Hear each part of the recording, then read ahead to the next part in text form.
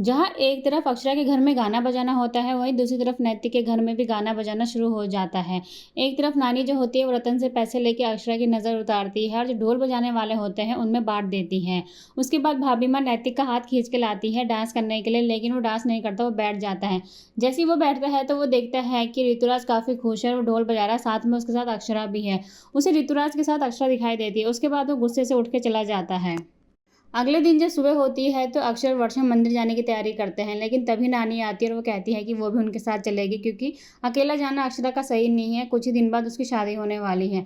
लेकिन सभी लोग कहते हैं कि अक्षरा अकेले नहीं जा रही है, अक्षरा के साथ वर्षा भी जा रही है। लेकिन नानी कहती है कि उन्हें वर्षा पे भरोसा नहीं है और वो चुपके से राशि से ये भी कहती है कि मुझे बिल्कुल भी नहीं पसंद अक्षरा के साथ वर्षा जाए।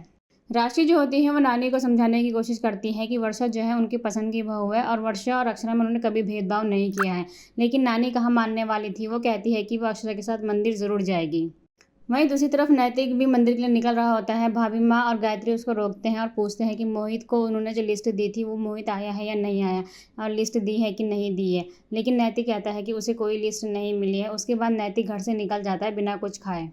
जब नैतिक मंदिर पहुंचता है तब वो अक्षरा का इंतजार कर रहा होता है, लेकिन जब वो अक्षरा, वर्षा और नानी को साथ में देख लेता है तो वो छुप जाता है। उसके बाद चुपके से जब वर्षा नैतिक को मिलती है तो वर्षा जो होती है वो नैतिक से ये कहती है कि वो अक्षरा को भेज रही है, लेकिन उनके पास टाइम बहुत कम है, क्योंकि नानी ने अगर देख लिया तो बहुत बड़ी गड़बड़ हो जाएगी। जैसे ही अक्षरा नैतिक से मिलने के लिए आती है तो वो उसे एक लेटर देती है और कहती है कि जो भी मुझे कहना था मैंने इस लेटर में लिख दिया है। नैतिक कहता है कि मैं आपसे अकेले में मिलने चाहता था, आप नानी को क्यों ले आए। अक्षरा कहती है कि वो मान नहीं रही थी और वो जिद कर रही थी, इसलिए साथ में लाना पड़ा। नैतिक ये भी पूछता है कि इस लेटर में क्या है और आपको क्या जरूरी बात करनी थी। अक्षरा कहती है कि नानी और मामा जी के बारे में मुझे कुछ जरूरी बात करनी थी, जो भी बात है मैंने इस लेटर में लिख दी है। इतना कह के अक्षरा जो होती है वो पूजा करने चली जाती है नानी और वर्षा के साथ। उसके बाद वो लोग घर आते हैं। नैतिक अक्षरा को देखते रह जाता है। उसके बाद जब सब लोग घर आ जाते हैं तो नानी काफ़ी खुश हो जाती है कि उन्होंने आज महापूजा कराई, जो कि अक्षरा की शादी के लिए काफ़ी अच्छी है।